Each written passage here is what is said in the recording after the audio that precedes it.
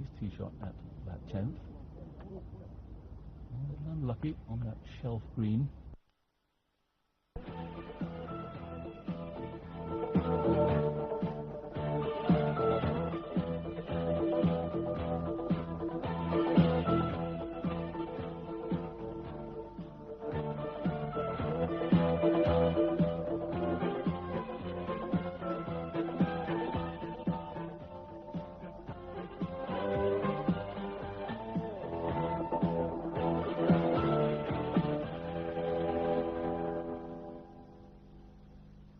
The aim of this cassette is to show you exactly how I play snooker, and also to improve your own game, whether you're a complete beginner or a fairly accomplished amateur.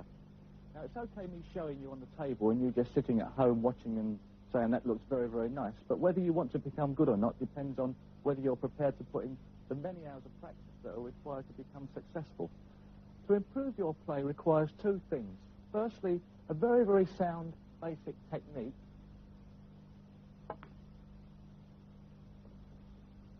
and then as much practice as possible.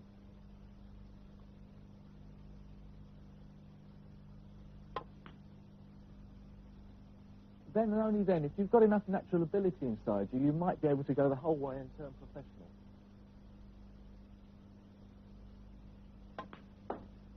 Of course, that doesn't mean to say that practicing has to be boring. What I'm going to be trying to do is to make the exercises and practice sessions as interesting as possible, and so you can get the most fun out of actually practicing the game of snooker.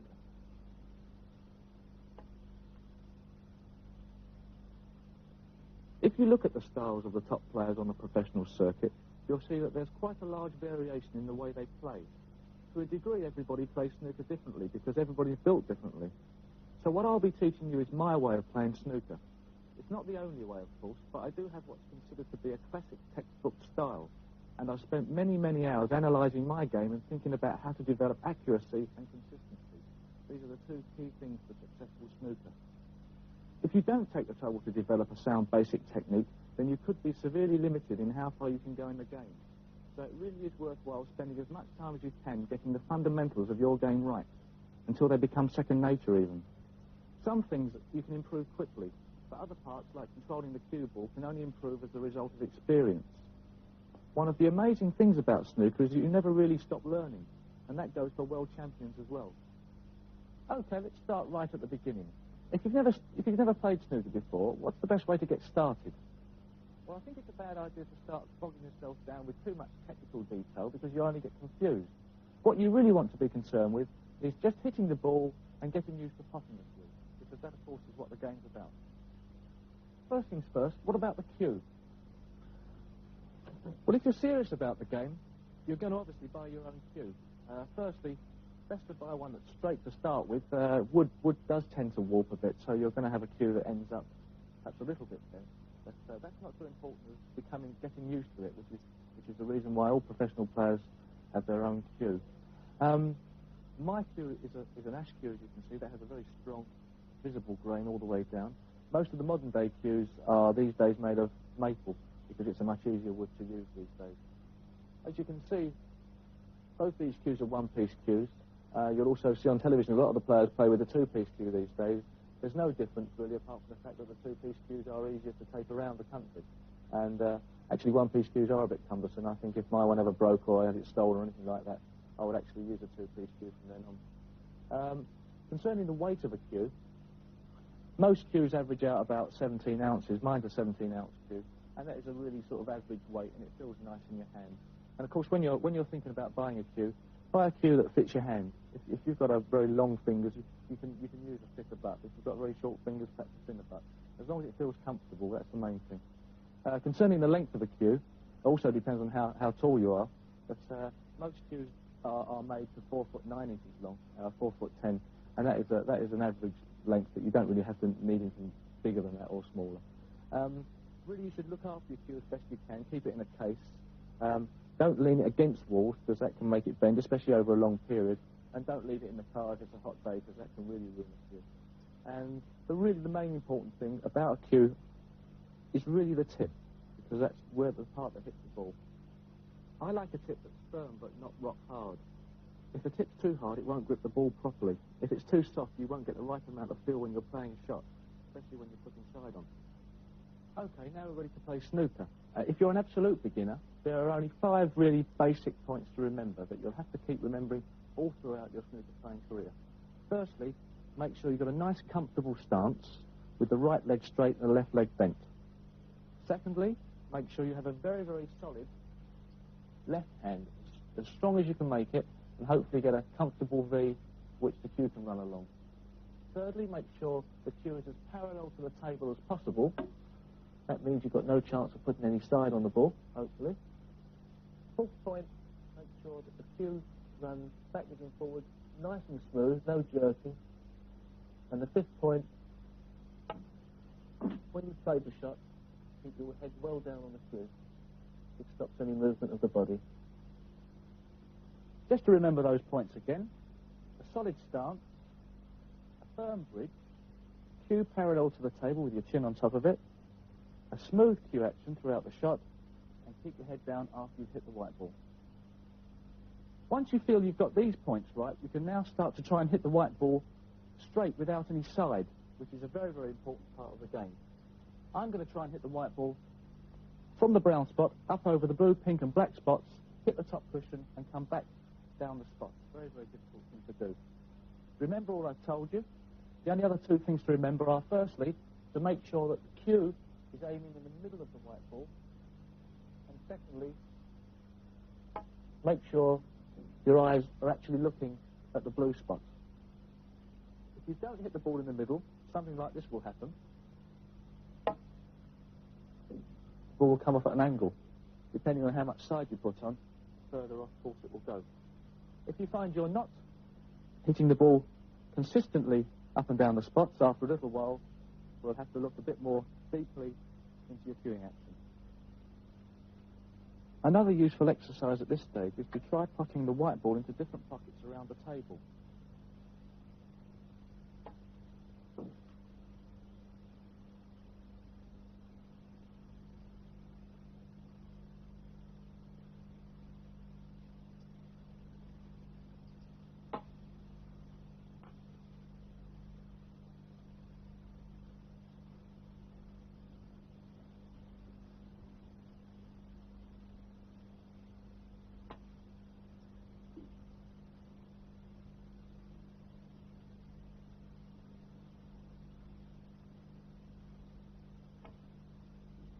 Try doing this from different points on the table and see how many you can sink out of, say, 10 shots.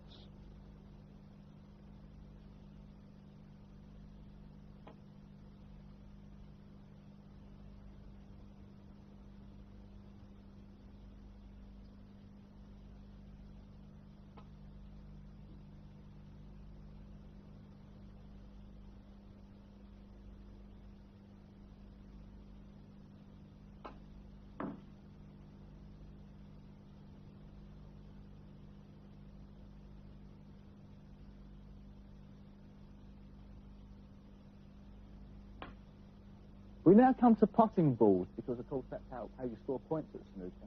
Lots of people ask me how I pot a ball. Well, of course I've been doing it half my life now, and it's second nature to me. But I'm going to try and show you a method of how to pot a ball. Lots of people ask me, is it right to aim for a particular spot on the blue ball, which is in line with the pocket? But it's a very, very difficult thing to do that, and it's too complicated, and it's very confusing because there's lights on the ball as well that are given off from the shade. How I'm going to try and teach you how to pot is by using another ball to start off with. Just use a red ball and line the red ball up with the blue ball and the pocket so that all 3 are dead in line.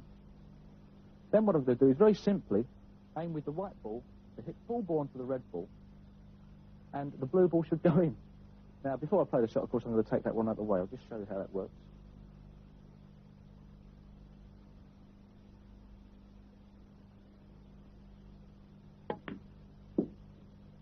Of course, you can't do that in a match because it's a failed stroke. But after a while, if you practice it enough, you'll find that you become accustomed to the shots without having actually to put the ball in the way.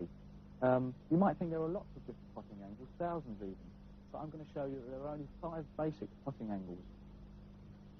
Okay, the first of the 5 basic potting angles is, of course, the full ball shot, which is a dead straight pot. And as you can see, the white ball has to completely cover the blue ball in order to hit the ball straight in the line. The other extreme is the very, very fine cut, which is this ball here. And what I'm going to try and do is to graze the outside of the blue ball with the outside of the white ball. That's very much a matter of judgment. In between these two is a very important shot to know. It's called the half ball shot. You actually have a definite aiming point here by aiming for the outside edge of the blue ball. And as you can see, when the red ball's taken away, you're actually covering up half of the blue ball. Now we come to the 3/4 ball pot, which is trying to cover up 3/4 of the blue ball with the white ball. And of course, remember, get as low as possible on the shot so you can actually superimpose the white ball onto the blue ball. It's a 3/4 ball shot. And now the reverse of the 3/4 ball shot, where you're trying to cover up with the white ball 1/4 of the blue. The great advantage of this potting method is that you're not actually aiming for an imaginary spot on the ball. You're actually putting one disc onto another disc, which is much easier to visualize. You might wonder about what happens when you don't get a perfect angle on a shot. Say it's not a half ball shot or it's not a 3/4 ball shot, and say the white ball is there. Well, that would be a thick half ball shot, and you recognize that after a while. And the same perhaps with a shot there. That could be either a thick quarter ball shot or a thin half ball shot. It doesn't matter as long as you recognize the angles. And another thing is they're not actually only on the blue, they'll be all around the table. You'll start to recognize those after a while. But a very important thing, work out the angle of the shot before you actually get down to the table. It's a very, very important part, because when you're actually down, you can't move your cue around. You must work out that beforehand. That's enough of a theory. Now I'm going to show you a practice exercise I used to do for hours on end, and actually still do today. They'll set up a ring of 7 white balls around the red ball. The first is a 1/4 ball shot. Make sure your cueing is nice and smooth. Don't panic on the shot at all. Make sure that you stand behind the shot before you play it. Judge the angle of the shot. This is a half ball shot.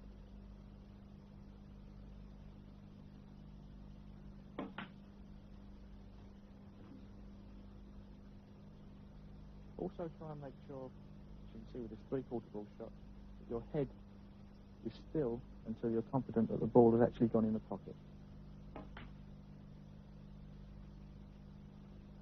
With the dead straight shot, a little advantage is to try and follow the white ball into the pocket as well. This proves that you're actually hitting the ball through straight. Not an easy thing to do. Now to the other side of the table, just to make sure you have no preference for side potting. Another 3/4 ball shot.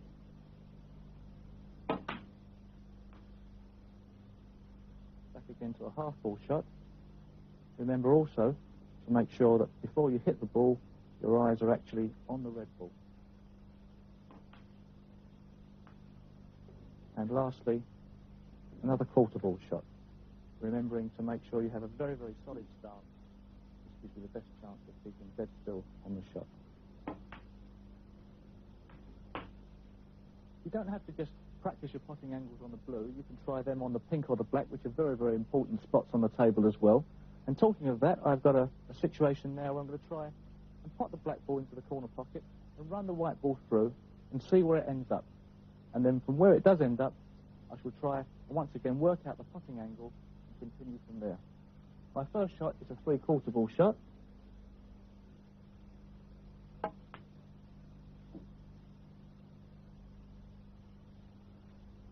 Put the black back on the spot. This time I've left myself with a thickish 3/4 ball shot on the other side, which is called a cut back into the top pocket. Making sure to keep my head down after I've played the shot.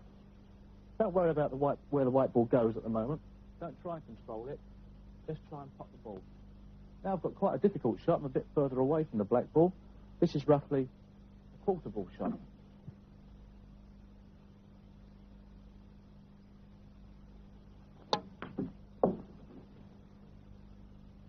And if you do get too far out of position, just set the white ball up again in a nice place. Start off this time with a half ball shot.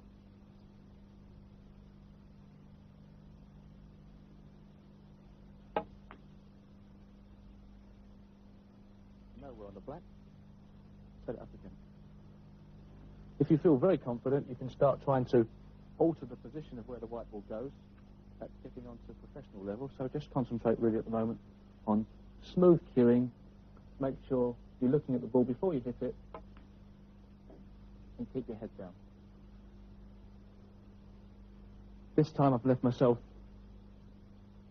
dead straight on the black, very close to it anyway.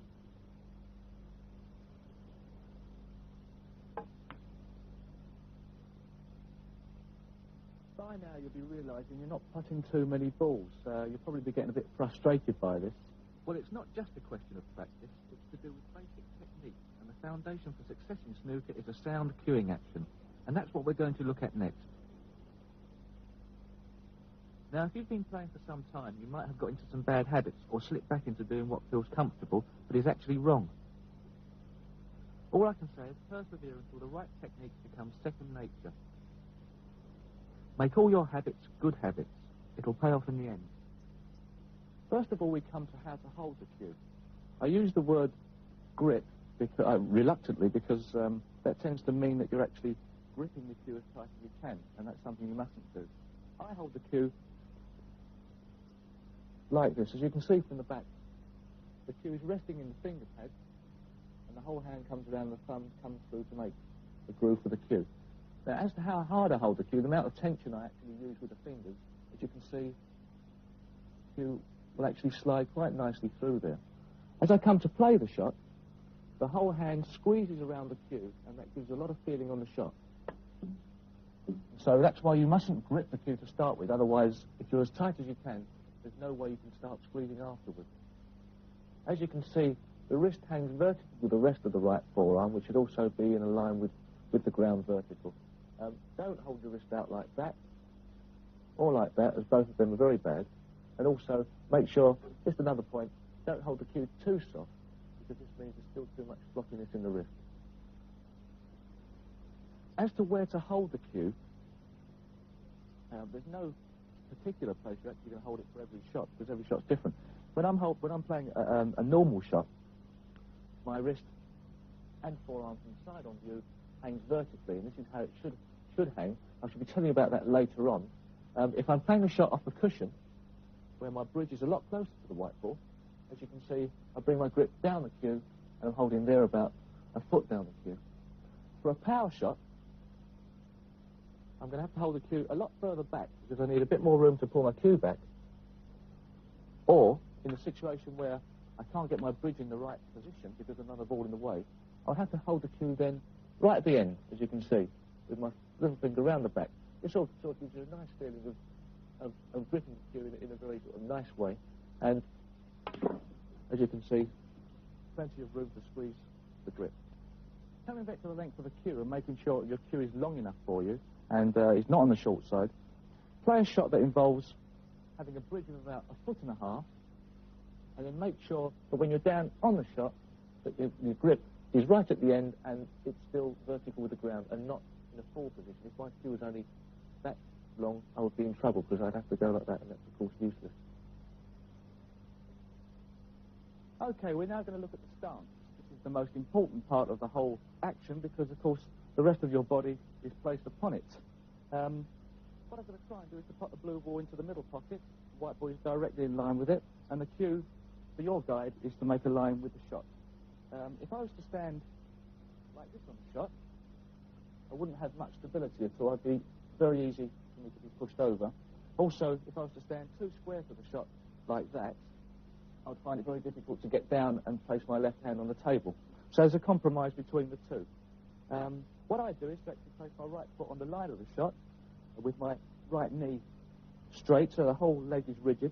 The left foot, of course, has got to go out to the left-hand side of the body, and also is bent to give much more stability, a bit like a boxer would be fighting like that, and to make it as solid as possible so there's very little movement, so that the whole of my body won't move at all. So it goes like this roughly. Of course, it varies for each individual.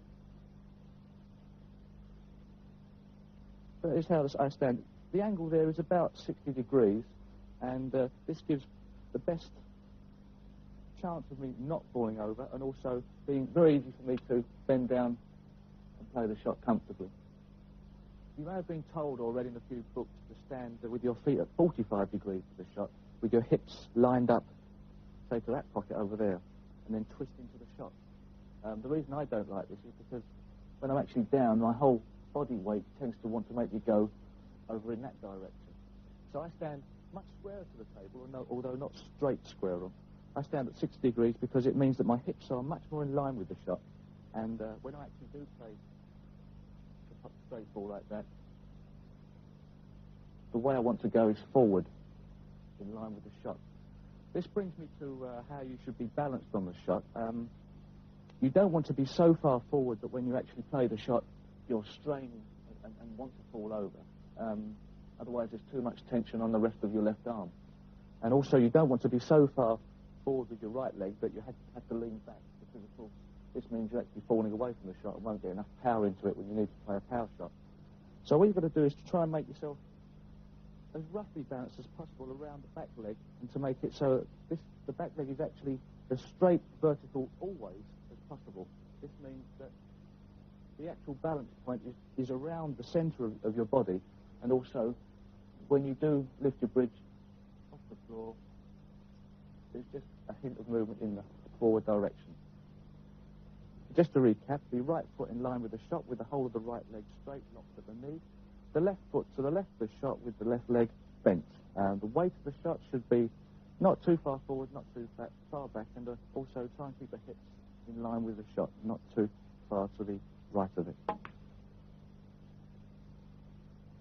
Right, we're now going to look at the bridge, which of course is a very, very important part of the whole action as well, because it's one of the two actual touching points on the cue you have. The bridge, as it suggests, must be a very, very firm, solid base for the cue to run through. I can't really show you or teach you your own individual bridge, because of course everybody's got different hands. What I'm going to try and show you is roughly how you should go about it.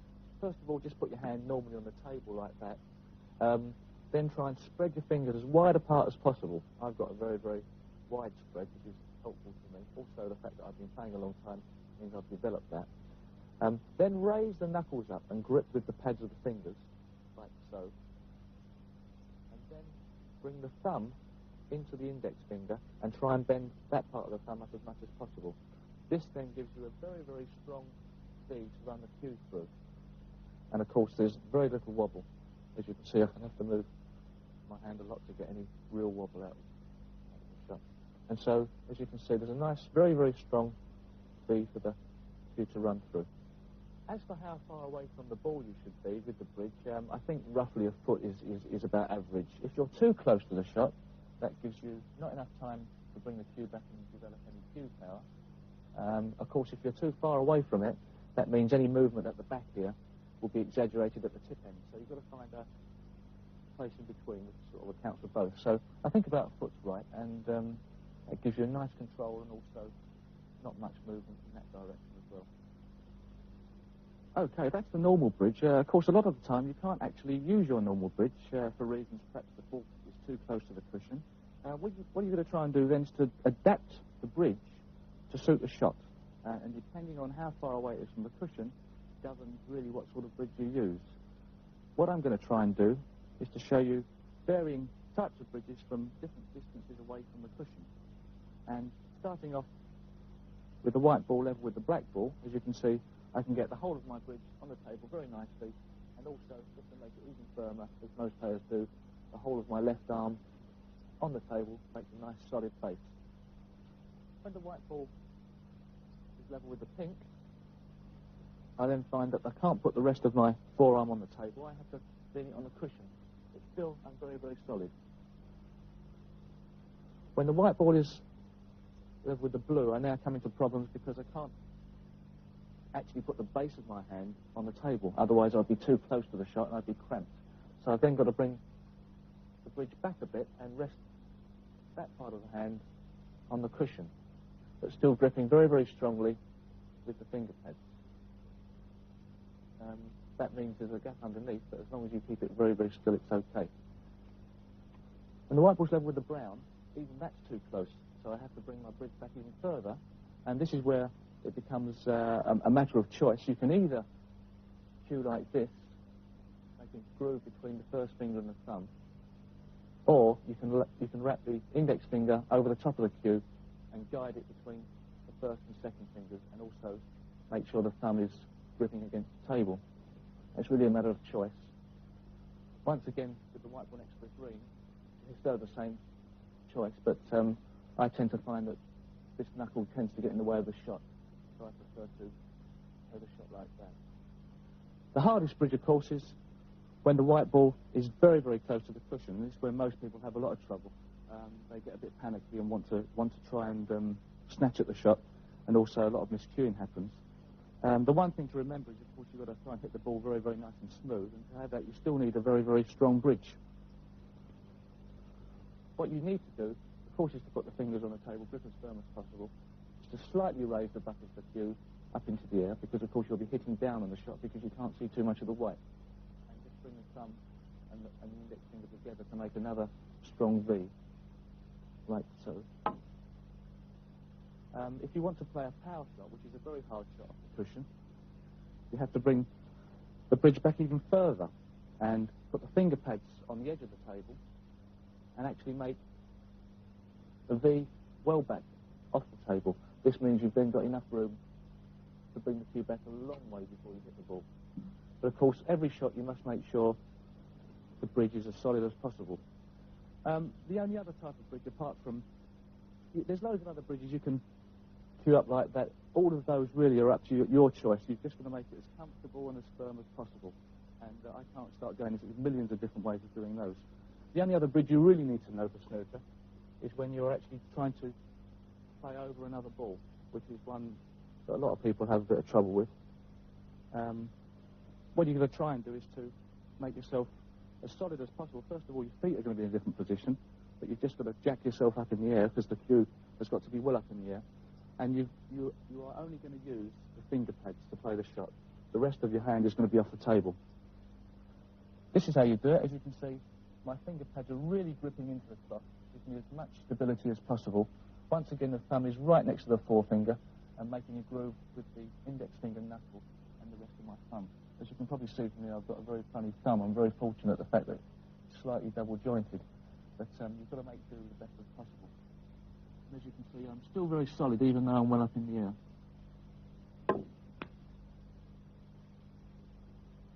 Just to go back over the most important parts of the bridge, the fingers well spread apart and the whole hand gripping the cloth, the thumb making a very, very strong V with the index finger, the whole of the left forearm on the table, making the bridge as immovable as possible, about a foot away from the ball for any normal shot, and to make sure you keep as still as possible after you've played the shot with the bridge.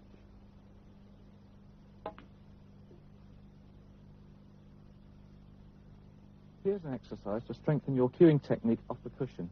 As you can see, I've put 4 white balls on the bottom cushion tight against it, and I'm now going to try and hit the first 2 into the top corner pockets. Make sure, of course, that when you do play the shot, you keep your head down on the cue well afterwards. Of course, the white ball is very close to the cushion, so make sure you chalk the cue before every shot to avoid any miscuing, especially on a shot where you're hitting the top or the bottom of the ball. When you feel you can do that consistently, try the middle pockets. They're much harder. Of course, make sure when you do play the shot, when you actually hit the ball, you're looking at the pocket. And lastly, when you're actually playing a shot, don't panic at all. It is a hard shot to play. Make sure your cueing is nice and smooth, no jerking. When you've actually finished the shot, make sure you leave your cue in the same position. Don't bring it back. We now come to an aspect of the game that perhaps causes more problems than any other. I'm talking about the cue action, the actual way you strike the ball. What many people don't realise is that there's a stroke-making technique to snooker that's just as important as it is in golf.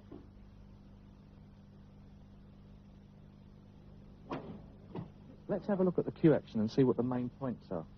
I believe that the simpler the technique, the less chances of making mistakes. Now, to me, the simplest way to make sure that you deliver your cue straight is to have the arm and the cue and the shot all in one line. So that's the first point to note. Make sure your right arm is lined up with your cue. Let me show you a way you can check the alignment of your action for yourself. Put a mirror against the side of the table, put the white ball in the middle and aim to hit its reflection in the mirror. You'll be able to see if your arm's in line with the cue. And you'll also be able to tell whether or not the two cues are lined up before and after the shot. Now you might find your reflection looks something a bit like this, or perhaps the other way, tucked in. These are two common faults. Or you might find that the cue is actually running up the inside of your arm. If you then try and bend your left arm, you'll find that perhaps the cue will then be dead straight in line with your right arm. There are three positions involved in the cueing action. The first is the rest position. The second is the backswing position. And the final one is the follow-through position. Now let's look at the three stages together. The important thing to note is how little movement there is in the upper part of my arm. The elbow is acting as a kind of pivot. It's this stability that is the basis of a consistent, simple cueing action. In one way, the cueing action has a lot in common with the action used in darts. So the second point is to keep your elbow in the same position throughout the stroke. How can you make sure this happens? Well, it all depends on having your arm vertical when your cue is in the rest position. Let me show you why. Watch what happens when my arm is stretched back too far. The butt end lifts up as I pull back. To compensate, I have to move my elbow, which would add another variable to the action.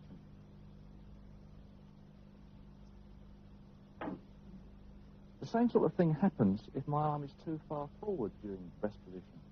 This time, to actually hit the ball, I would have to drop my elbow. As you can see, the cue comes off the bridge. A good idea is to think of the cue as a piston and the arm below the elbow as a piston rod. What you're trying to do is to move the cue backwards and forwards along exactly the same line every time. If we look at the action again, you can see another point that's really worth noting. You'll see that my head remains absolutely steady throughout the shot. This is so crucial because any movement of the head makes the arm move as well. When I was first learning the game, my father used to stand over me with a cue held a fraction of an inch above my head. If I touched the cue, I failed the test. I think it was one of the most important lessons I ever learned. Try to get into the habit of keeping your head down until the ball's gone in the pocket. Exaggerate this until it becomes second nature. It's definitely worth it. Now let's look at how to aim and make the stroke itself. Step one is to stand in line with the shot and make up your mind exactly what you're going to do. The time to think about angles is before you get down. This also makes sure you're not going to slide into the shot from around your last position. Step two is to settle into a comfortable position with a firm bridge. By now, the only things you should be concentrating on are the cue ball and the object ball. Joe Davis used to say that cueing is like aiming a rifle, and it's a good model to follow. Think of the V of your bridge as the sight, and the cue as the barrel of a rifle. Just as you would with a rifle, keep your eyes as close to the line of the cue as possible. For a normal shot, the cue should be as near horizontal as you can get. The cue should be just brushing your chin. I've even got a scar on mine to prove it. If your eyesight's perfect, then your head should be positioned centrally over the cue. If it's not, then you'll naturally sight up with your strongest eye. When you feel you're in the right position, start to move the cue backwards and forwards. What you're aiming for is a smooth, rhythmic movement. This warm-up routine is an important part of the action, as you're actually practicing for the final shot. At this stage, you should look at the white ball to make sure that the tip of your cue is going to strike the ball where you want it to. For a shot without spin, that's dead centre. Now look along the line of the cue from behind the bridge, past the tip, through the white ball and onto the part of the object ball you want to hit. Try and visualise the white ball actually hitting the object ball exactly where you want it to. Flick your eyes backwards and forwards to double check where you'll be hitting both balls. There's no need now to look at the pocket, it's too late for that. Keep your eyes on one line. When you're ready to strike the ball, begin your final backswing. As you start, you should be looking at the white ball, but starting to shift your attention to the object ball. At the end of the backswing, consciously pause for a split second and make sure that your eyes are now fixed firmly on the object ball. As you thrust the cue forward, you should be concentrating on the part of the object ball you're aiming to hit. That way you'll automatically send the cue in the right direction. Don't be caught looking halfway between the two balls as you make contact. And remember to keep your eyes fixed on the object ball or the spot where it was, even after it's moved off. Also keep your cue at its finishing point, because that will make sure that you follow through properly. Don't try and guide the ball through with your cue. Mastering this sequence is a very, very important part of the game, making sure you're on the right ball at the right time. It might take you a long time to get into the habit, but I believe it's worthwhile, and it's also the whole secret of timing the ball. In a normal ball game, you look at the ball you're hitting or kicking, but with snooker it's completely different. At the time you make your shot, you must be looking at the object ball. It's exactly like darts. You wouldn't be looking at your dart where you were going for a treble 20. The striking action itself should be deliberate and confident. Don't snatch at the shot or exaggerate the backswing. You only need to take the cue back as far as the power of the shot requires. Punch the ball and follow through naturally. Don't be timid. Strike the ball as confidently as if all you were going to do was to hit it straight into a pocket. Above all, remember on your final backswing, pause, concentrate on the object ball, strike confidently and keep your head down. If you can get this sequence right, you're well on the road to becoming a successful snooker player. At this stage, you should go back to your original practice exercise of hitting the white ball up and down the spot, just to see how much you've improved.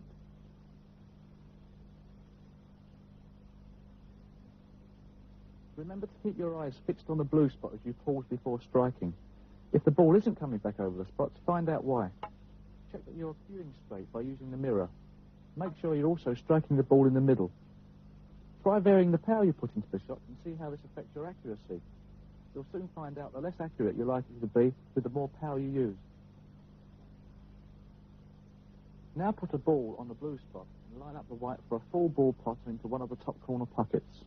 The line of the shot is the diagonal from the opposite corner. When you can pot this shot 10 times out of 10, you're a better player than I am. If the white ball goes in as well, that's absolute proof that you're hitting the ball dead centre. We've covered all the basic techniques involved in snooker, but even assuming that you put these all into action perfectly, it's highly unlikely you'll actually be able to make a big break. The reason is simple enough. To build up a break, firstly you need to know where the cue ball is going after it's hit the object ball. Once you've learnt this, you can start to master how to control the cue ball. And to do this often means using various types of spin. So that's what we're going to look at next. There are 3 basic types of spin. If you hit the ball below centre, the ball moves forward, but at the same time it rotates backward. This paw ball shows the effect of backspin very well. Top spin involves striking the ball above the centre. In this case, the ball spins forward faster than it's actually travelling. Side spin is put on by striking the ball to one side of the middle of the ball.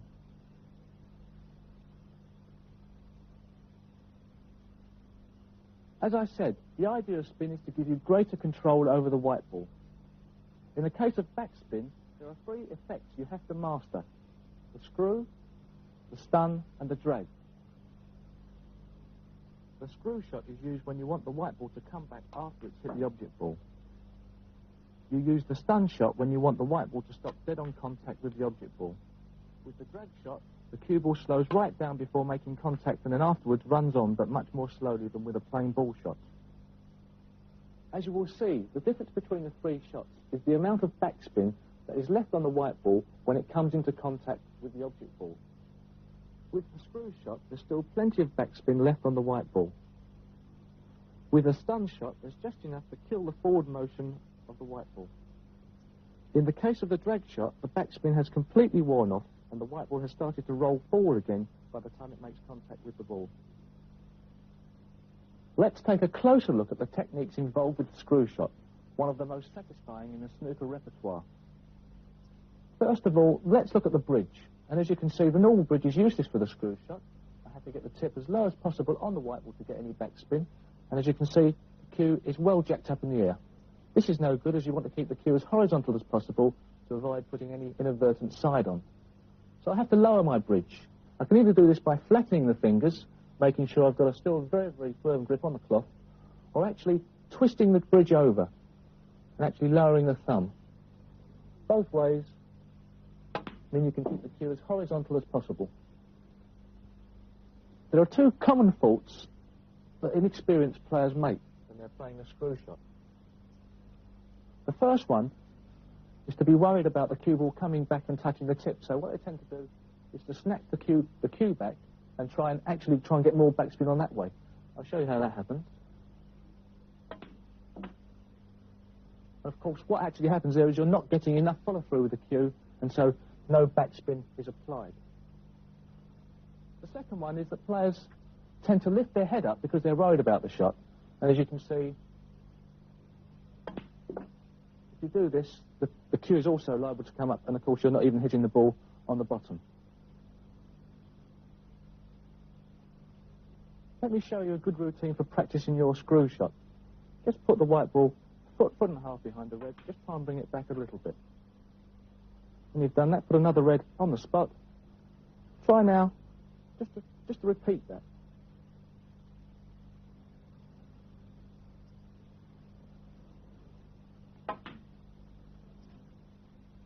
When you think you've got control of the ball, then start to try and bring the white ball back a little bit further every time, making sure to keep your head down and be nice and smooth.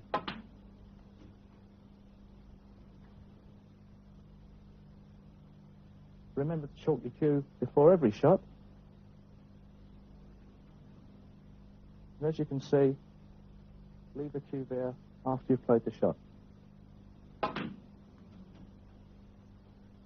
Inexperienced players are often nervous about playing a screw shot because there's no need to be really. It's harder to play than a plain ball shot, of course, because you're only using the edge of the tip to hit the ball. That's why the tip needs to be dome-shaped so it fits the ball. But if your cue action is sound, then you shouldn't have any problems with that. Practice can't conquer. When you've got fed up with just bringing the ball back far enough, try and put it into the pocket. That should give you a little bit more satisfaction. Now put a marker ball and move the white ball a different distance away, whichever you think, and try and bring the white ball back to the marker ball. This is advanced positional play. Move the marker ball to a different position, white ball to a different position, and of course this is controlling the cue ball. And you need to be very, very accurate here, and this is the whole art of the game. See, even there I was a little bit out. And the pink ball back nearly to the edge of the pocket. Very difficult shot. Trying to make sure that the white ball doesn't go in the pocket. Try and keep it as close to the edge of the pocket as possible.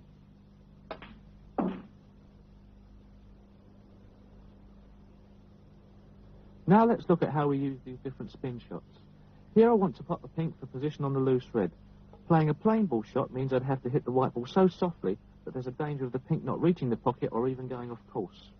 This is where the stun run-through comes in. For this shot, you need to cue slightly higher than for a normal stun shot. This means, of course, you kill most of the forward momentum of the ball that allow you to strike the ball confidently. When do you use the drag shot?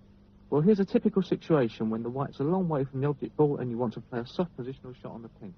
The only alternative to drag would be to trickle the white ball along, which is a very hazardous shot, especially when you're playing at an angle to the net or on a table that's not perfectly level. The drag shot gets round the problem like this. Aim very low on the white ball as if playing a screw shot, but make sure that all the backspin is worn off by the time it strikes the object ball. It's a difficult shot, and the only way to learn is by trial and error.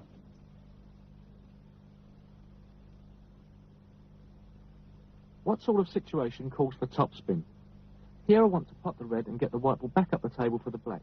This is what happens when I play a normal shot. Look at where the white ball ends up. Now I'm going to play the same shot with maximum topspin, but only applying the same amount of power. Remember, raise your bridge so you can hit the cue ball higher up, and with this shot, the same as with the deep screw shot, you must keep absolutely still on the shot to avoid miscuing. The white ball accelerates after contact with the red ball and runs through much further.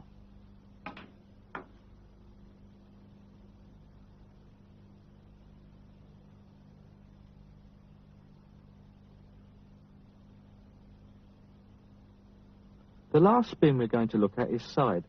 Side is used to alter the angle at which the white ball comes off the cushion. It increases the range of positions you can place the white ball in. Try practicing hitting the cue ball with left-hand side up over the spots. Remember, the cue action remains the same with the cue following in a straight line, but the tip of the cue makes contact with the side of the ball. Don't forget to practice right-hand side as well, so that you become equally familiar with both. And notice how difficult it is to control with any degree of accuracy and consistency. Let me demonstrate how side spin can be used in positional play. With a plain ball shot, there's no way I can get the position I want on the black, because the angle of the pot means the cue ball comes straight back off the cushion after contact with it.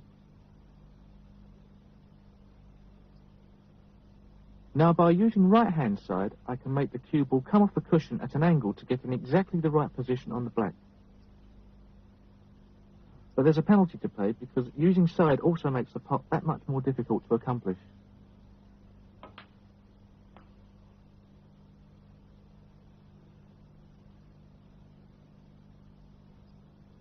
Let me explain why. Here's a full ball pot into the middle pocket. Played without side, the cue obviously has to be in line with the shot, and the white follows the path of the red. But if I play the same pot with left-hand side, look at the line of the cue. In order to pot the red, I actually have to aim to miss.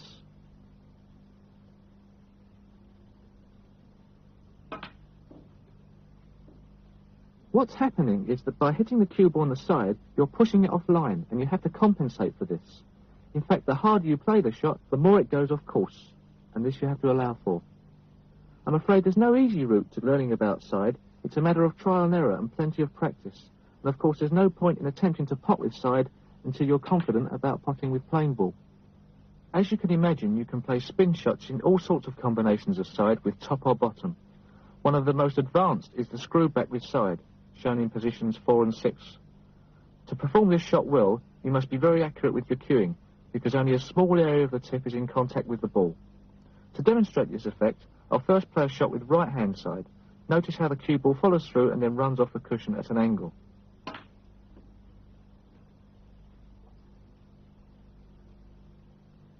Now I'm going to play the same shot with screw back as well.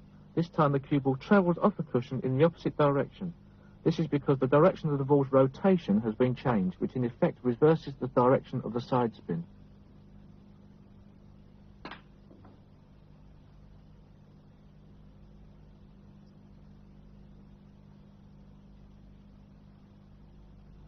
At the end of the day, winning at snooker is about putting big breaks together. And that's impossible until you've become skillful at positional play. 66. There are no secrets to this side of the game. I can't offer you any shortcuts. The only way to learn about positional play is by experimenting. Every time you play a shot, whether it's in practice or during a match, make note of where the cue ball goes. Then start to predict where the ball's going to go before you make the shot. It's a matter of acquiring knowledge through experience. After a while, you'll begin to develop an instinct about where the cue ball is going. Though improving your positional play is mainly a matter of putting in the hours at the table, there are 4 fundamental ideas involved in positional technique that are well worth understanding.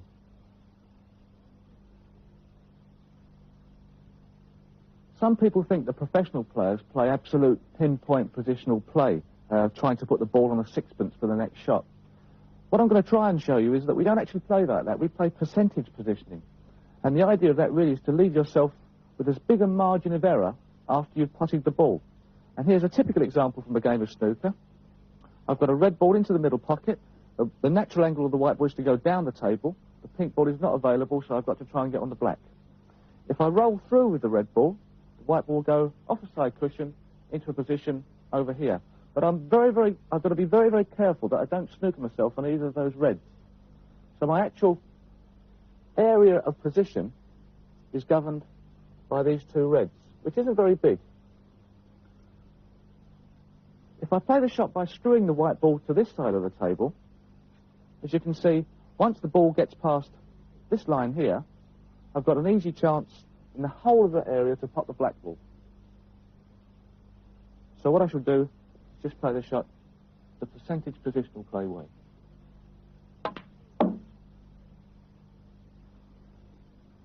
Now, I might not have played that too well, but at least I'm on the black. If I'd have played the shot badly the other side, I might have even snookered myself and had to go for the blue. Another tip with positional play is to try and make the white ball travel as little distance as possible from the first shot to the second shot. Let me just show you what I mean by that. As you can see, got a fairly easy pot red into the middle pocket. Playing the shot normally would mean that the white ball would come off the cushion and end up roughly in that area.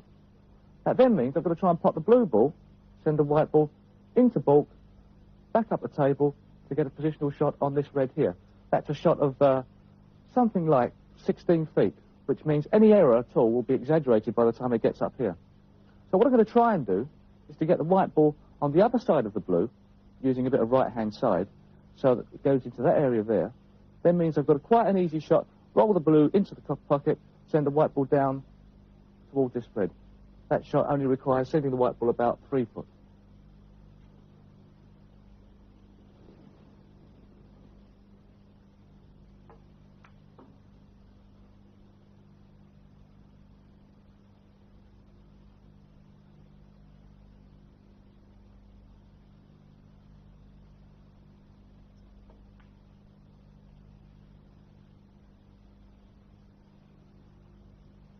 Okay, that's trying to make sure that the white ball travels as little distance as possible. Another aspect is trying to make sure that after you've potted your coloured ball, especially when there's a lot of red balls on the table, you've got as much chance as possible of potting another red. As you can see in this position, with the white ball just offline with the black, I could actually stun the black ball into the pocket, send the white ball off the top cushion back into this part of the table. I'm actually on this red ball here.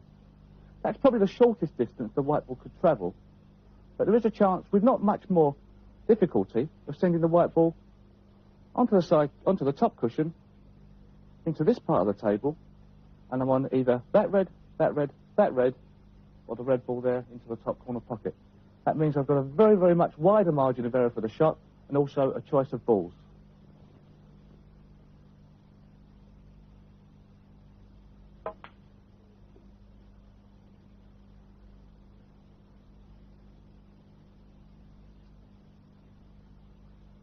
The final point I want to talk about concerning positional play is the angle of the pot and how that concerns your positional shot. Now take a straight blue into the middle pocket. I can either run through with the white ball or I can screw back, but I can't make the ball go in that direction at all. There are a few times when you need to be straight on the ball, but most times you don't want to be. Now take the opposite, which is a very, very thin cut. As you can see, potting the blue ball into the middle pocket means the white ball is going to travel a very long way, which means I've got no real chance of controlling the white ball. And even if I play the shot as slow as I can, the white ball's still going to go off the top cushion and up the other end of the table.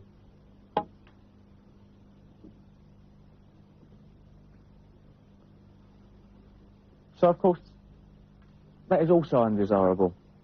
The best positions to be on for a pot to give you the most chance of manoeuvring the white ball and also keeping very good control of it is between 3/4 ball and a half ball. Let me show you why. This is a half ball pot, and as you can see, a normal shot means I can keep quite good control on the white ball. Probably noted that the white ball actually struck the cushion directly behind the black spot. I can also alter the angle that the white ball takes with side afterwards, which gives me good control. If I play the same shot, another half ball shot, but now use maximum screw back,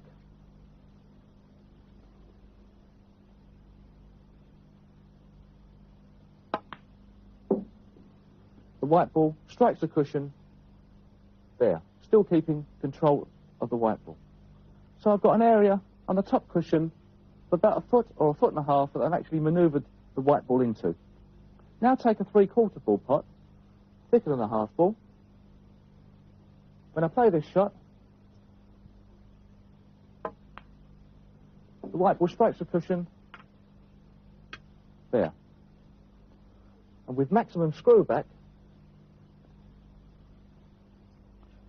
I can actually make the white ball go into the top corner pocket. Or even further. So you can see it stuck there. This means I've got a much bigger area but I've actually manoeuvred the white ball in. Of course, once a ball hits a cushion, it can then be altered with side. So in between the half ball and the three-quarter ball, you have a tremendous variety of positional shots.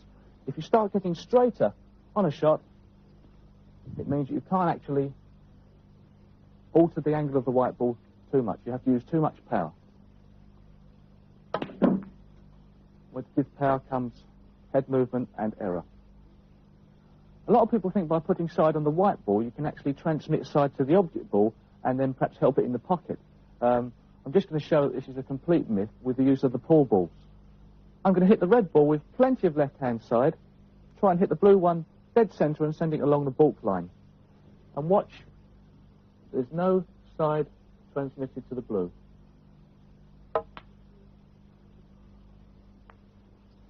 And just to prove that the wobbling on the blue ball was not actual side, just going to hit the blue ball along the baulk line with as much centre as I can.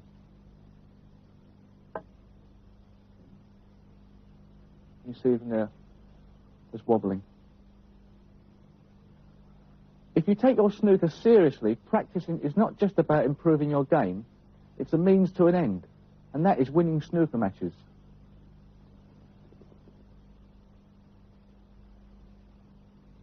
Personally, I love match play. It suits my temperament. But there are plenty of players who are fine in practice but don't fulfill their potential during a match. One of the problems is learning to keep your feelings under control. If you get upset, you lose concentration, and that's the worst thing that can happen to you. What you should be aiming for is consistency, especially under pressure.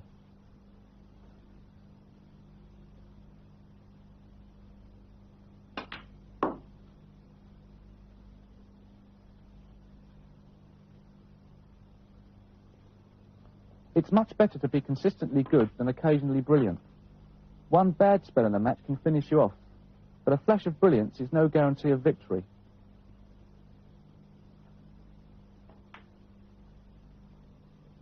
When you're behind and things aren't going too well, there's a temptation to take a risky shot in order to get back into the game. Be careful. It's better to play safely and wait for the game to swing round. Your opponent might get overconfident and attempt too ambitious a shot. That's when you'll get the chance to get back into the game. Learn to weigh up each situation as you find it. Evaluate the chances of a particular shot coming off. Could it lead you into a big break, or is it just a one-off pot? Work out what will happen if you miss. Is it worth the risk, considering the opening you might give your opponent? Of course, your decision will be influenced by the scores and the state of the balls on the table. Often enough, a good break will win you the frame, so you must be prepared to go for the shot 100% when it arises. Be decisive. Defensive play has its place, but it won't necessarily win you matches. Above all, learn from your mistakes. When you lose a match, work out where you went wrong and go over the points in practice. We've covered a lot of ground in this video. Now let's see how it all fits together under match conditions. My opponent for the game is somebody I know very well. Now let's meet him. And also meet John Smythe, international referee, who's going to toss up to see who breaks. Steve on the toss, some will break. First frame. Right, well, it's always worth breaking off in the first frame. Put your opponent under pressure. Going to play the standard professional break. Hit the second to last red. Strong right-hand side off the top two cushions. Back between the blue and the pink. Trying to put the white ball tight on the bottom cushion behind the green. Well, it's not bad. Not much chance there. Well, can't really play too much of a safety shot. I think I'll just try and trundle this red into the pocket. Usually if you play a shot like this and you miss it, the balls usually come out safe.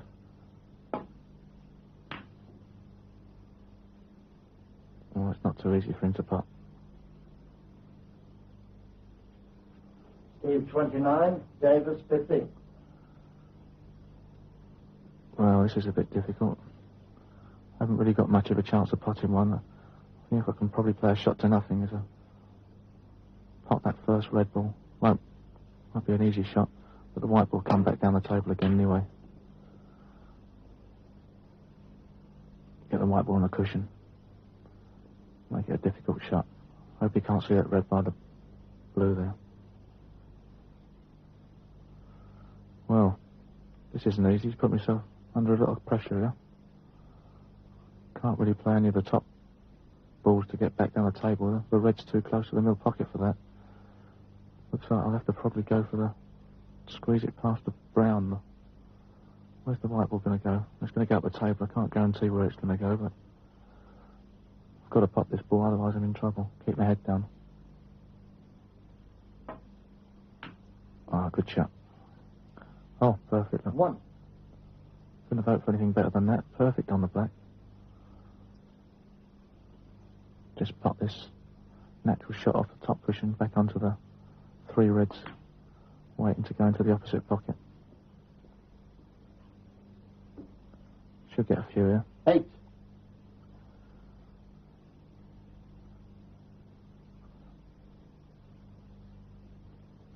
Looks like I'll pop the ball hard, stun it across, pop the black in the same pocket. Try and make the white ball move as short a distance as 9. possible. The same shot here. Just screw the white ball back. Ball's only going to move a couple of foot. There's no chance of it going off course.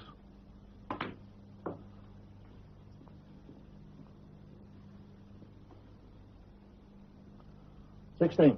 Just trundle the white ball through here.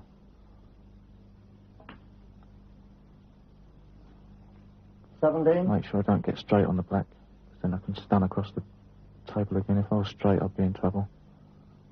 It wouldn't be so easy anyway. Just stun up into the middle of the table again for the other loose red.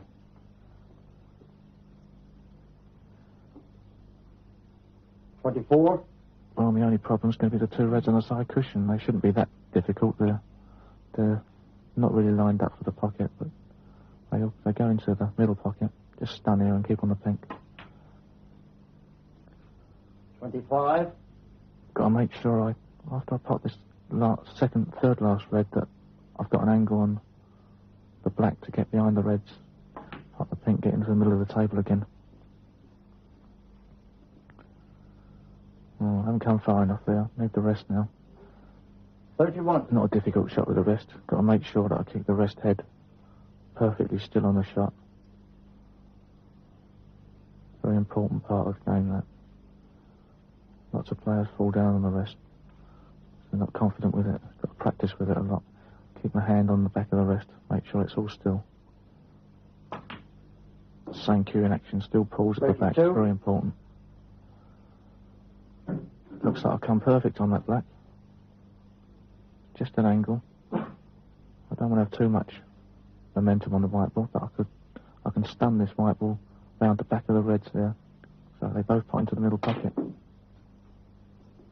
Oh, that's diabolical. Oh, that's a joke. Well, 39. Still need both reds, I think. Yeah, 25 in front. Well, I think I'll try and put the one in the corner. I won't leave much on anyway. Screw back on the black. The chances are I'll play it. It'll go safe anyway. There's miles out still.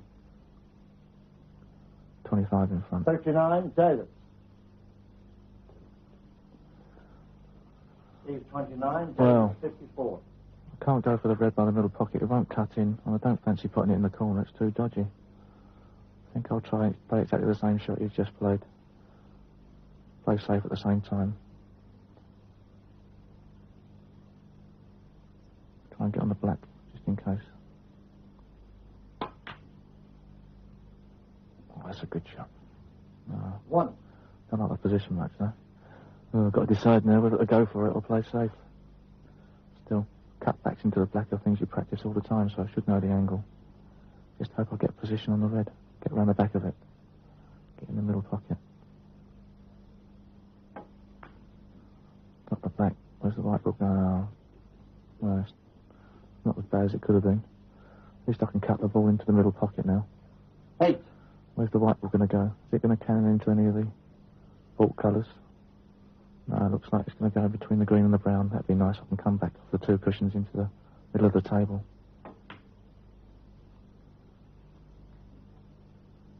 That's good. 9. Right, pop the brown off the side cushion. Back into the middle of the table for the yellow.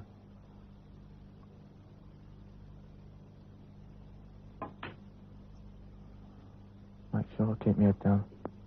Pressure shots coming up on the colours when you can win. I haven't come far enough, got to get the rest out. 13. Screw back with the rest is difficult. It's a different feeling to when you're screwing back normally. Just got to make sure I hit the ball sweet. Oh, that's good. 15.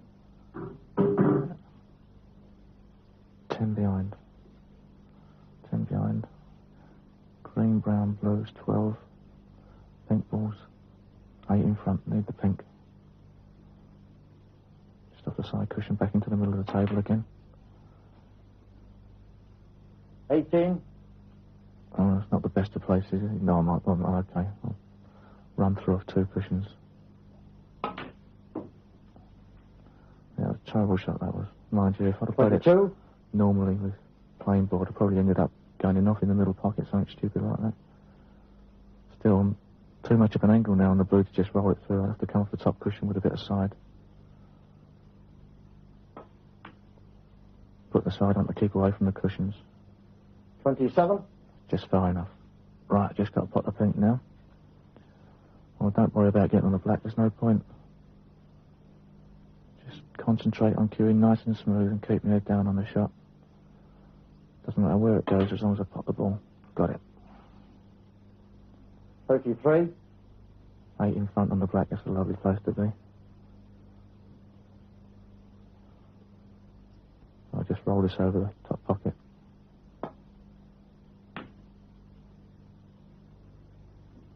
I shouldn't think he'll even bother potting the black now. 33 to Steve and Frank. Right, well. Potted 4 reds, 4 blacks. This is the last loose red. I've got to think about getting into the pack now. It's always a bit difficult. Make sure I leave myself an angle on the black. I don't want to be 33. straight. Now I've got to smash the black in off the top cushion and try and disturb the reds. The only trouble with this shot is sometimes when you concentrate on trying to smooth the red, you forget about potting the black and leave the game for your opponent. Must concentrate on potting the black. Oh, perfect. Oh, no. Well, that's unlucky. They usually come out better than that. Just the sort of thing you don't want to happen. I have to play safe now. Can't really get down the bottom of the table with that red over the middle pocket. I'll have to play off the side cushion on behind the black. It's not the best of safety shots. Doesn't really do any positive stuff. Right. Just roll that through for the red. No, I've gone a bit too far there. There's a set on as well there, I think. I have to get the half butts out now. Fortunately, it's not a difficult shot. I have to chalk the half butts up. You never know who's been using or what's been done. People usually go fishing with them or something. Right. Just prod this in. Keep on the black. It's not a difficult shot. The only trouble is the tip of the half butt usually is twice as big as your own tip, and oh, I just went in. Still perfect on the black. 7. Right, now what can I do? That set's definitely on. Yeah, I just screw back the black off the side cushion. Get back into the middle half of that table. Make sure I keep away from the cushion. Don't want to be there. You can't screw back if you want to. Oh, that's lovely on it. 14. Right, well, it's not a dead set. It's not lined up perfectly for the pocket, but of course if I get on the right, I'm going to push the second ball to the left. It's an amazing thing that happens. Even though they're lined up for the near jaw. Squeezes the balls across.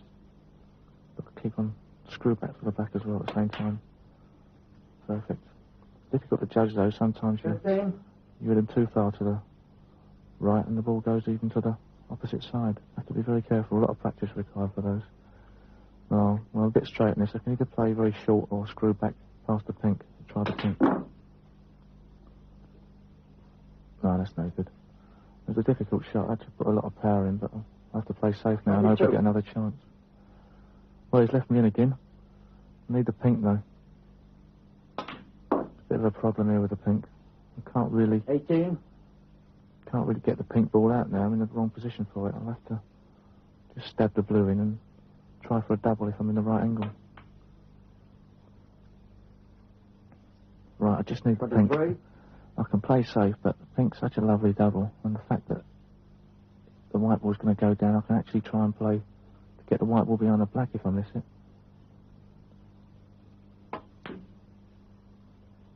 Got it. Oh, I'm also on the black and nowhere near behind the black, but 29. doesn't matter now, it's gone in.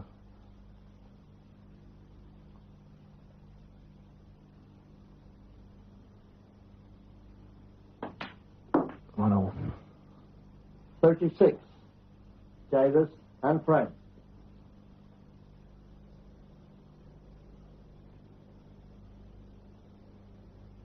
All right, here's a chance. If I can roll the red through, get an angle on the black to smash into the pack, 21. I can screw into them, disturb a load of reds, and the white will come back off the pack, and I'll be on the red by my arm. Guaranteed certainty, yeah? Well, I thought it was. Well, that's made it difficult. It's a potable red, but I've got 28. to bridge over the ball now. I could cut the one in the middle, but that's too difficult. Still the right shot to play. Make sure I keep one foot on the floor even though I'm sitting on the table. Concentrating on a solid bridge. Good shot. 29. Oh, not the perfect angle on the black. I've got to make sure I don't mess this up. If I play a very, very soft screw, I could hit that second red and keep on the first red. Oh, I did that well. Now I can run through the red. 36. The white ball's going to go into the second red. But if I put enough top on, the white ball will follow through.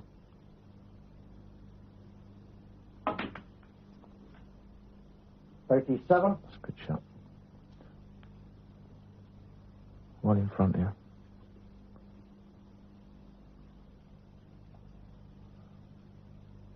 Oh, he's got me in a snooker now. 2 reds left. I mustn't leave any of them up. I'm in trouble. To play a lay on that one on the cushion.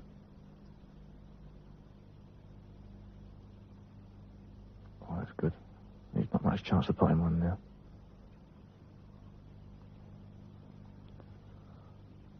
Well, I'm a few points in front here. I can afford to try for this one in the middle.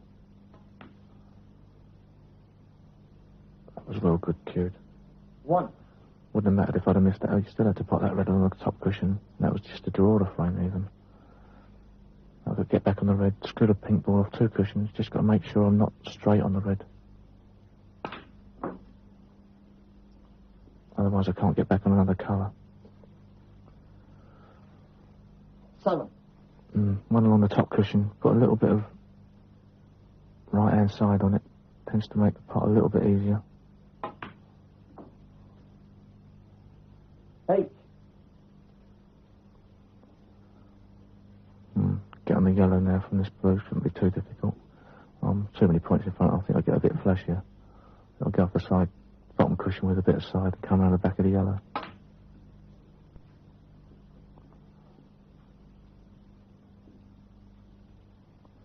I'm a bit too far to get the rest out, I think. Yeah. I'll be off balance. Still important to put all the balls, keep my opponent off the table. Stun this off the bottom cushion behind the green.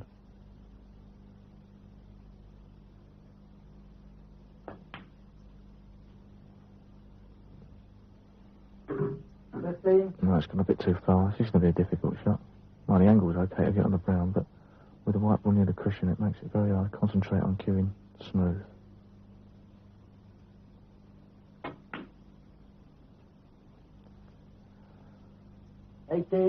Right, well, piece of cake from here.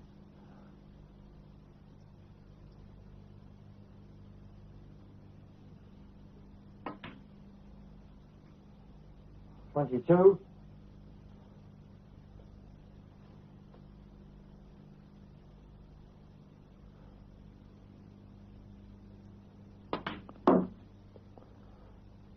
$27. Well, the black's not on its spot, but I can run through it or I can screw back. Screw back just to see if I can try and keep my head down as much as possible. Give it some belt. That's it. Has it gone enough? 33. Well, a difficult shot, but I'm so far in front, it don't make any difference anyway. Just winning. 40. Davis and Frank.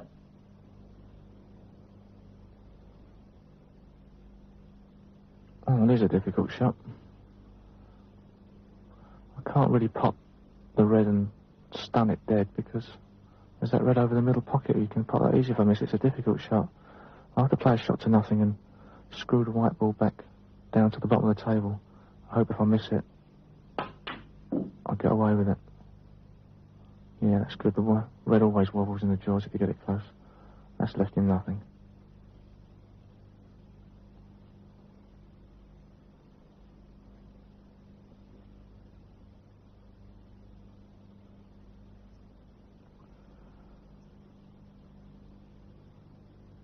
Well,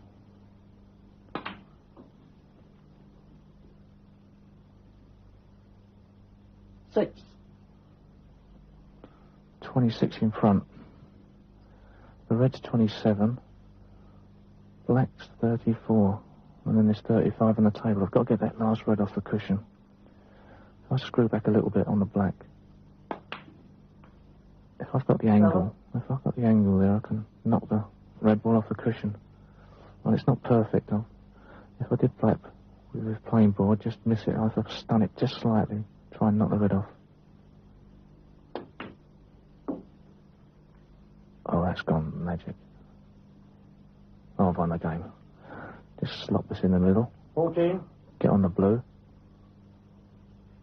Home and dry. 15.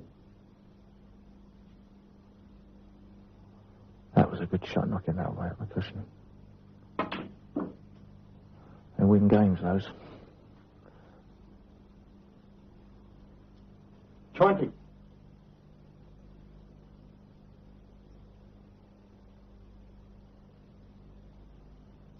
Oh, dear. This is horrible. What can I do there? Got me all over the place. Safety shots. So hard to get out of this one. I have to look for a red ball that gives me a clear path with the white ball back down into bulk. I've got no chance of potting one. White ball's really nearly on the cushion and... Well, I'd be mad to go for a pot if I could see one even. There's a red there. I can play that off the top cushion round the side of those 4 reds and back down the table again. Good shot. Oh, it's gone in. Nice, Andy. 1. Oh, well, I got a lucky shot. Not on the ball, but I can't complain. Well, I think I'll roll him up behind the brown now. He should be sick as a pig after that. They're difficult shots, but I played that well. Just touched it. 1. Dale. Oh, God. Well, I mean, it's easy enough to hit a red. I mean, millions of them down there, but it's nothing to do with that at this stage of the game. I've got to try and hit a red and also stop him from scoring one afterwards, which is nearly impossible. He made it difficult for me. He's got so close to the brown that I'm forced to go off 2 cushions, really, to get down the table. That makes it harder. I think I have to go off the bottom and the side, try and miss the blue. I don't know, and try and... Well, there's got to be a lot of luck attached to this.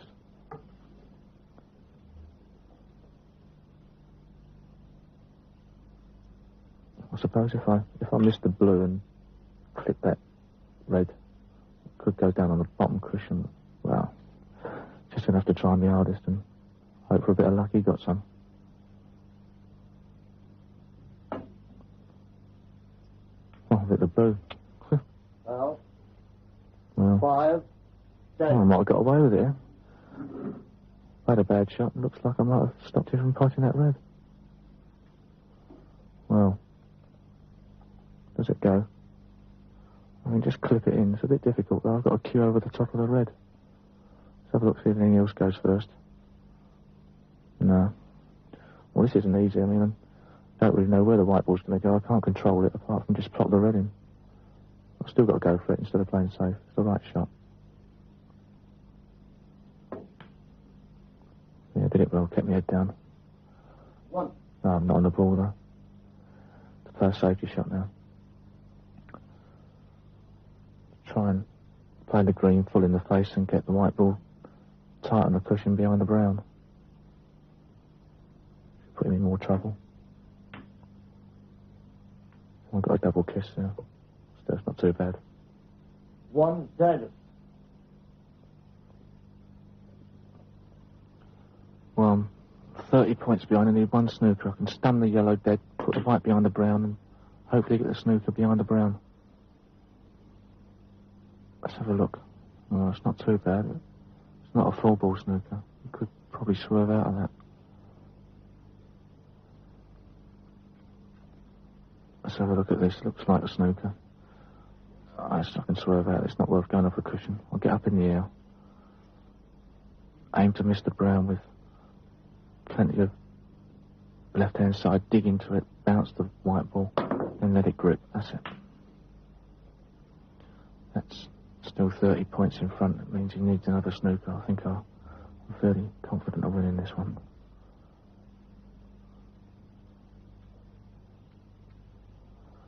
Well, it's just gone enough. I've got the white ball placed in the D wherever I want it, and there's a chance of potting this red, get round the back and then up with the blue.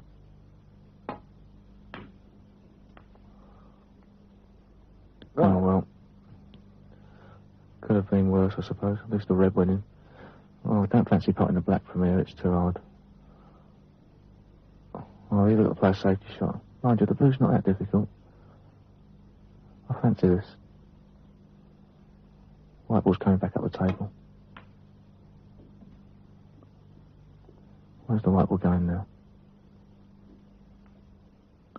That's good. Mind you, there's a lot of work to do here. Black ball's tied up. Makes it really hard when the black ball's not in play. Means you've got to keep on going back up for the blue. I'll get the black ball into play as soon as possible if I want to continue the break here. I can just miss the bunch of reds with this red and get back on the blue. Oh, just clipped them, but still okay. 7. Well, I'm dead straight on the blue. It means I can't do anything down at the black end. I'll just have to roll the white ball through. Pot the red next to the blue.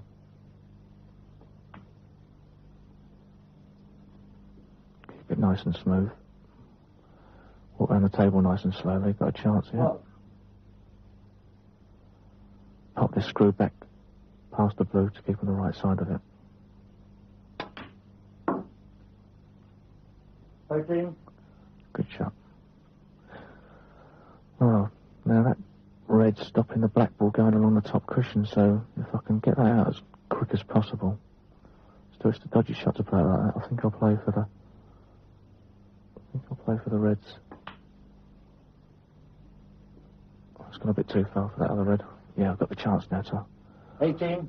get this red out of the way. Come up the table for the blue again. Got to make sure I keep getting the right side of the blue, otherwise it makes my position of shots harder. That's strong enough. 19. Now, I can either play the blue hard and go for the red next to the black. Mind you, don't know if the angle's right for that. Does that red go? Well, it's a bit dodgy. There's another red close to it. I think I just trundle the blue ball in and get the rest out and try and get one of those reds in a group of 3. Might get on the black from there.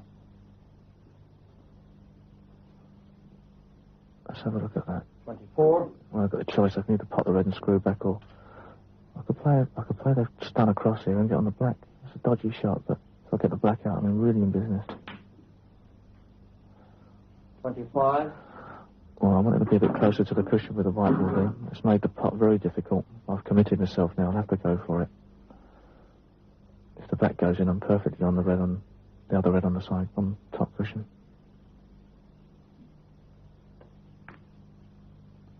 It's a good shot.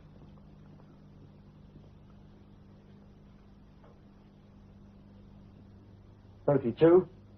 No, this isn't really easy. It's a bit too straight to stun it or anything. I'm just going to run it off 2 cushions with a bit of right-hand side. It's difficult. That's good. The 33. Side makes it come into the middle of the table, or makes it go fast off the cushions. Now what? I think I'll play the cannon on the second red. Keep it on the red in the middle pocket then.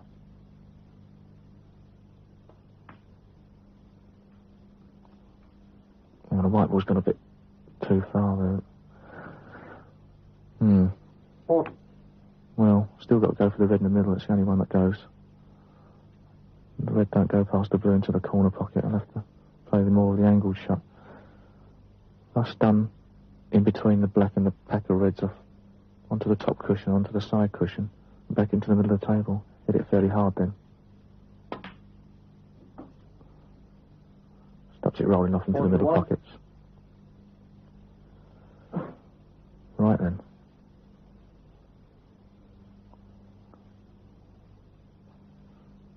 I think I'll, well, I've got just screw into the pack, I think. No, I won't. I'll play it soft.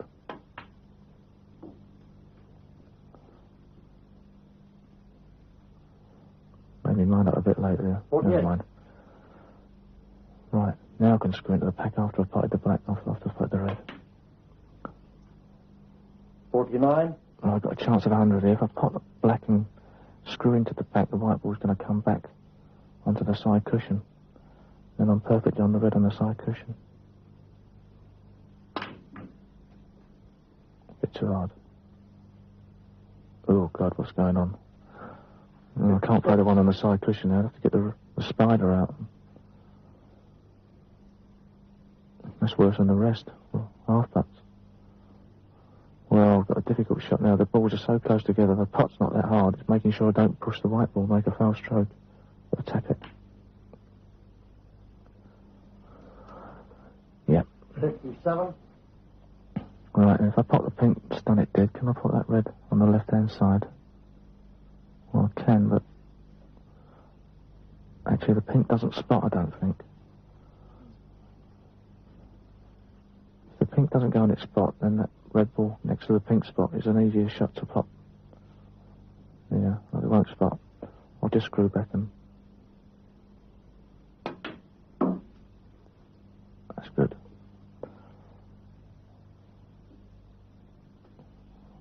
I hope it doesn't spot. Oh. Right, well, not perfectly in line. I can't run through. I'll end up in the middle of the table. Red to stop it. I'd have to stun. I could screw off, get back to the blue. 64. A bit further than I'd liked. That's the good thing about screwing back for the blue. If you do make the mistake of going too far, there's always the baulk colours. They're always down there. Get you out of trouble colours there. Well, the reds are pretty open. I've just got to make sure I don't cover myself up on any. Play any really bad shots here, I should get 100. Stun the yellow off the side cushion. Send it down the table. I shouldn't go too far wrong. Make sure I don't hit it too hard, that's all.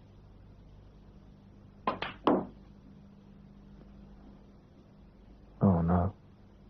Well, it's just what I didn't want to happen. Oh, God. 66. Well, I've just got to cut this in, I suppose. I'm in a pretty strong position. Screw it in, I might stop the white ball from going too far. Screw it in with that side. Oh, I hope.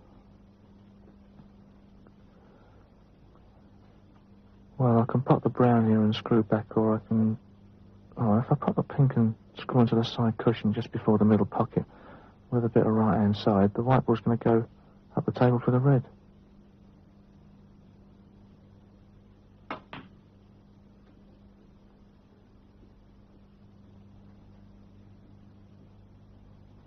Good thing about that was shot. The white ball was always on the line of the red, so I was never going to get a bad position. Stun back for the black, yeah. 74. Well, those two reds by the pink are quite easily pottable into the other pocket, but I can get that one off the side cushion there, get behind it and pot it.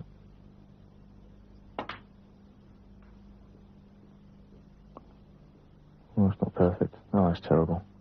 I mean, the bridge is going to be really awkward now. 81. Got to make sure it's a firm bridge. Get settled on the shot.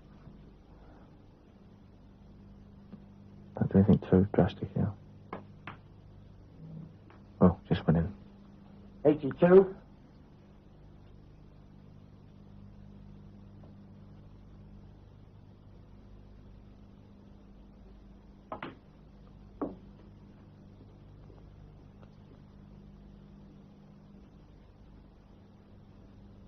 $89.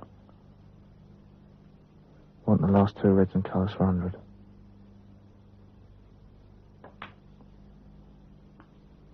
$90.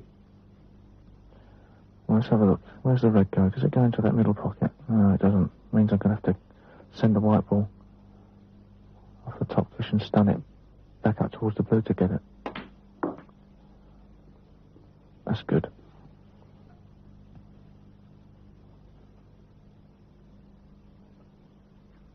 $97. I'll just pop this and get on the black.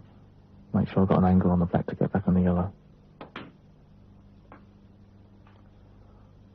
98. That's nice. Well, it could be a bit straighter. It means a bit of a cutback. I'll concentrate this one. Always difficult for 100 to keep your head down.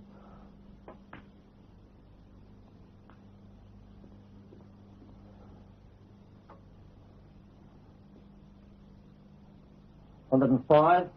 Green's not in its spot. That means I've got to be a bit more accurate with the white ball now. Send it across the table. Try and rest it on the cushion. 107.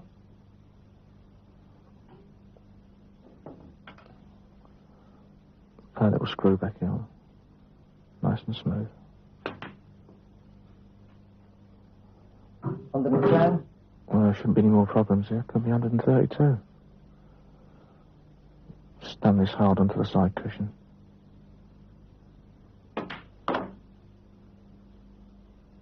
114. I think I've won the game.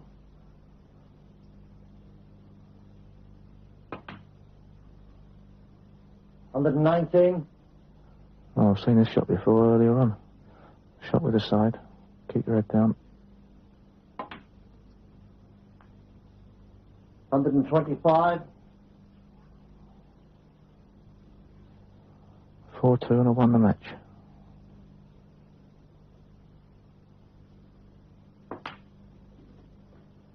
$132.